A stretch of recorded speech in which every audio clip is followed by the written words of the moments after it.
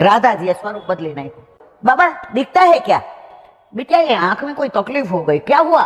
तू आई तो मेरे को रुमझुम राधा लगती, तो अब क्या लगती हूँ?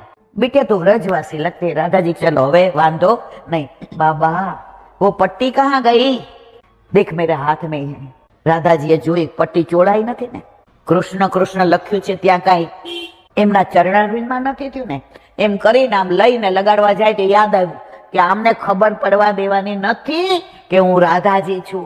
આ સંત મહાત્મા ઓળખી ગયા, બારણું બંધ કર્યું, ચરણારવિંદ પકડી લીધા કોના? રાધાજીના।